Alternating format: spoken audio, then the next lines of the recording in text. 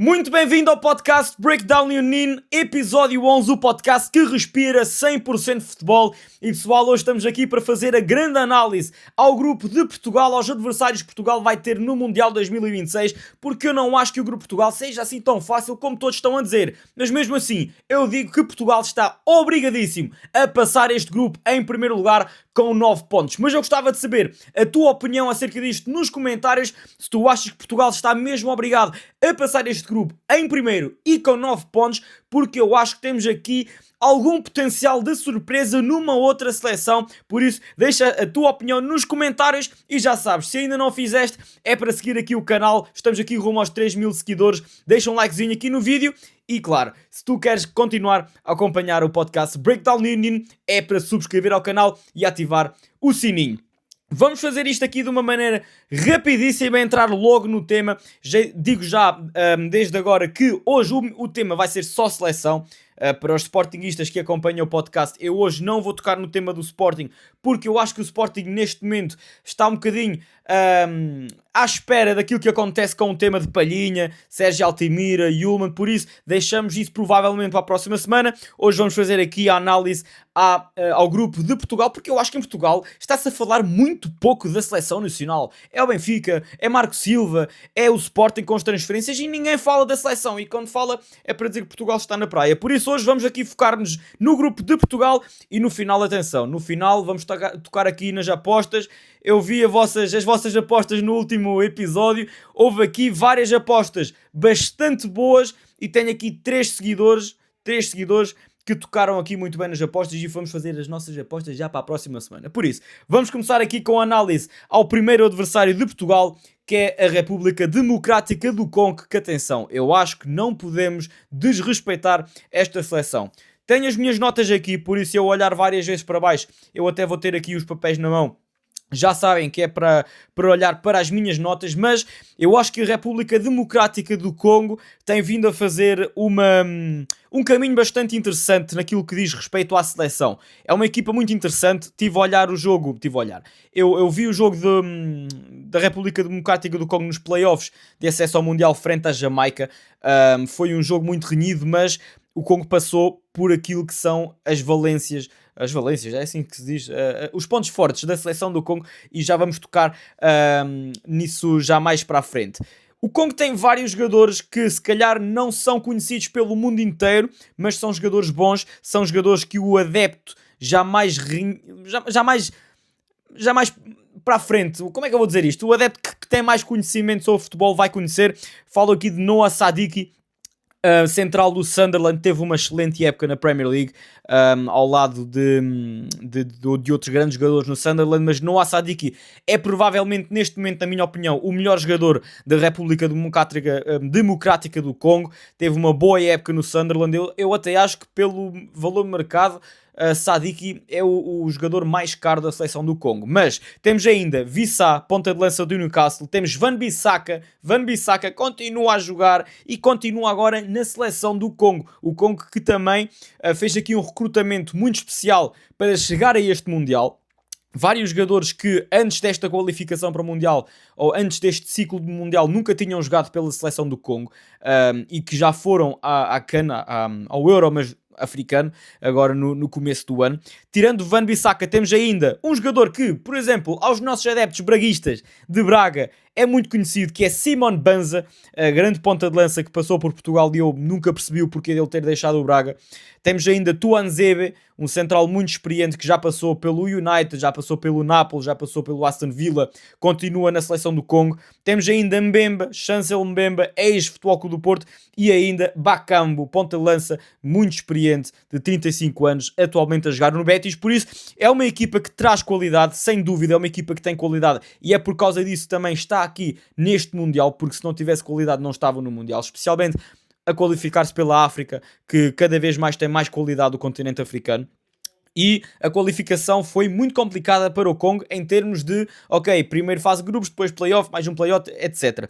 O Congo ficou em segundo lugar na primeira fase de qualificação, atrás do Senegal, provavelmente juntamente com Marrocos, a melhor seleção do continente africano. Ficou em segundo lugar nesse grupo e por isso teve que ir a um play-off onde eliminou Camarões e Nigéria, duas seleções que normalmente estão sempre em mundiais, sempre, com muita qualidade. Vimos Nigéria jogar frente a Portugal, faltavam vários jogadores e na mesma fizeram um bom jogo. Por isso, eliminaram Jamaica no play-off intercontinental e chegaram assim também a este Mundial. Por isso, Camarões, o Congo é uma seleção que temos que respeitar, é uma seleção com um estilo de jogo muito físico, jogadores muito atléticos e é por isso que eles vão procurar muito o contacto físico com a seleção portuguesa.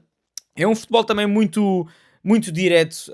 O Congo é uma equipa que joga muito em contra-ataque, mas com grandes contra-ataques, um futebol muito rápido de transição e procuram muito os espaços das costas do adversário.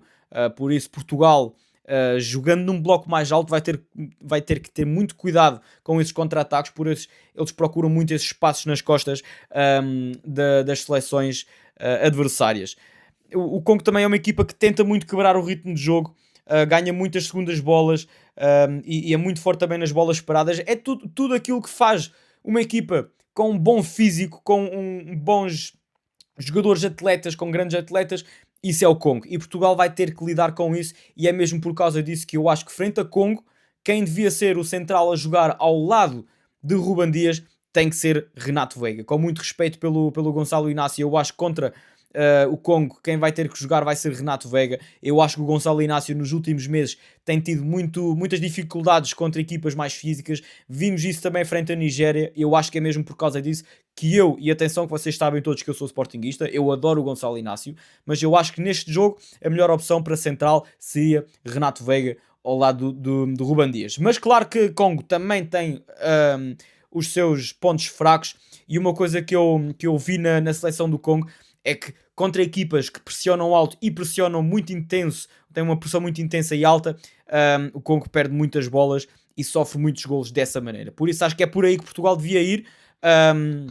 Ainda continuo na dúvida se frente ao Congo eu acho que devia ser melhor Gonçalo Ramos jogar, porque é claro, não é pela qualidade que o Ronaldo não tem, mas é mais pelo físico. Eu acho que nos primeiros minutos Portugal devia entrar a pressionar, devia entrar a querer mandar no jogo, e mesmo por essa pressão eu acho que Gonçalo Ramos seria a melhor opção. Nos outros dois jogos eu vou com Cristiano Ronaldo, mas eu acho que Congo pode ser uma das surpresas a ter em conta neste grupo. Acho que é possível o Congo, por exemplo, tirar pontos à Colômbia, ganhar ao Uzbequistão e passar com 4 pontos. Muito possível. Por isso eu acho que Portugal tem que entrar para este jogo com essa mentalidade, que só a vitória importa, porque nós conhecemos todos a nossa seleção. No Mundial em 2018 empatamos frente ao Irão, e é sempre contra este tipo de seleções que se perde pontos, que depois nos vão atirar para um lado do grupo que já não é bom para nós. Por isso, vamos continuar então com o segundo adversário de Portugal, que é o Uzbequistão, provavelmente a equipa mais fraca deste grupo. Atenção que até eu nem sabia isso,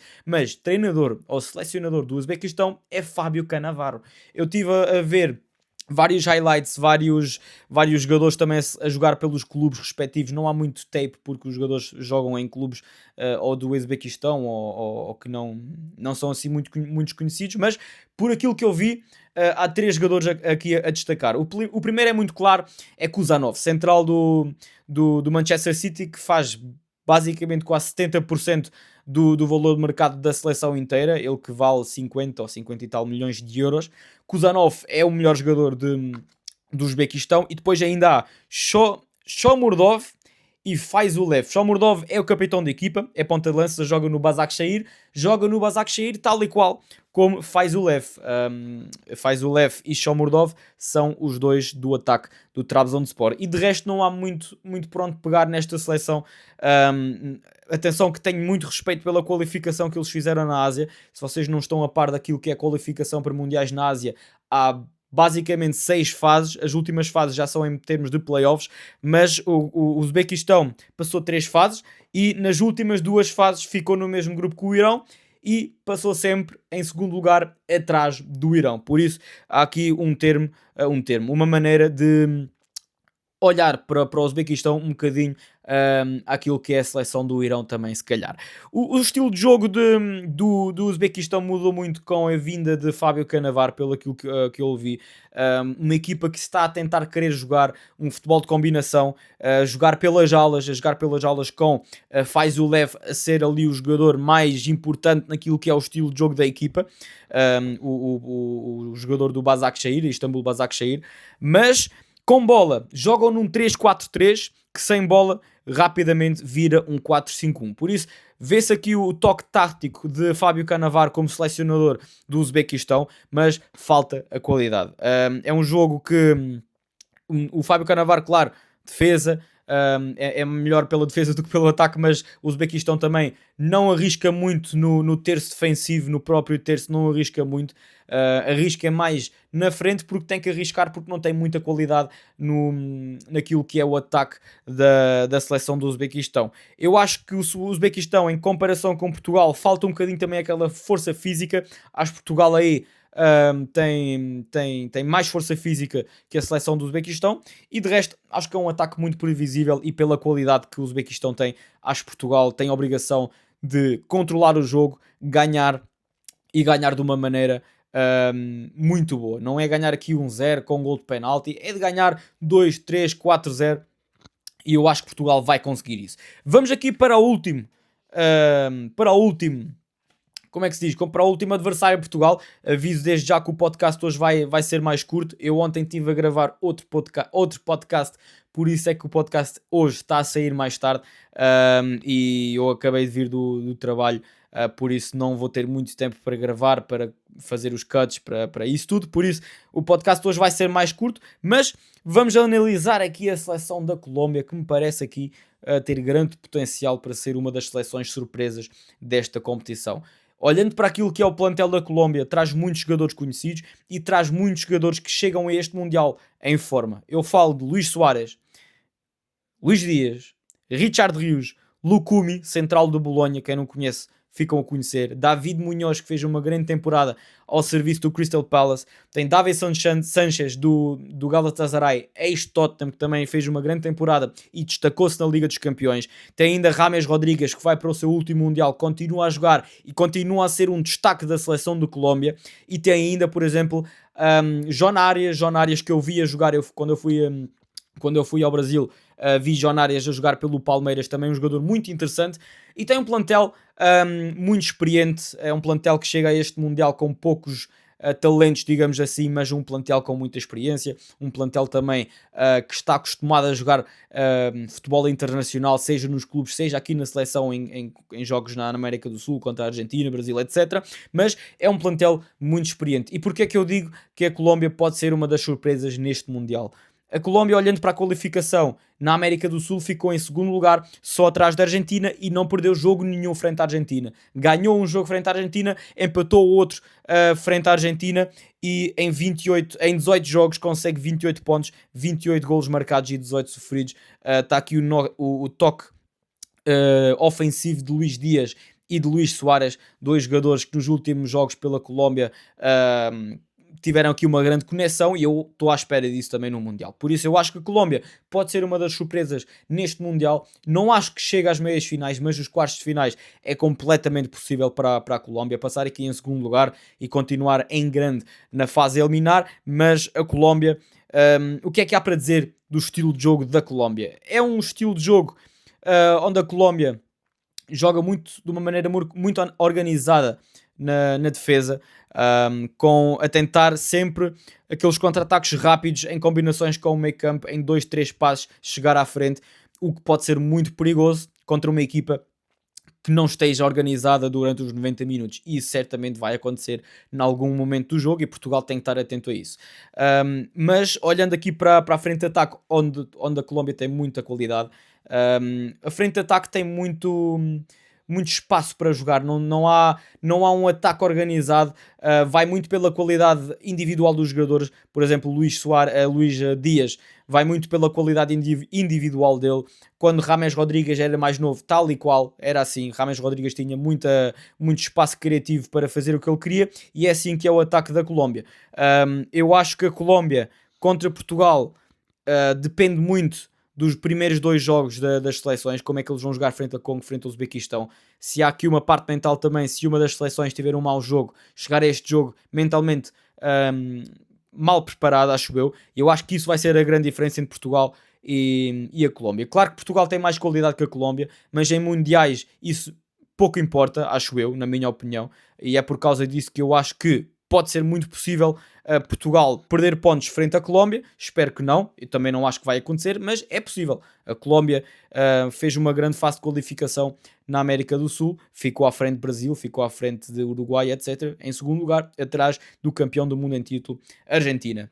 Chegamos então aqui já quase à final do podcast, pessoal. Eu disse que hoje vai ser um bocadinho mais curto, mas eu espero que vocês gostem na mesma.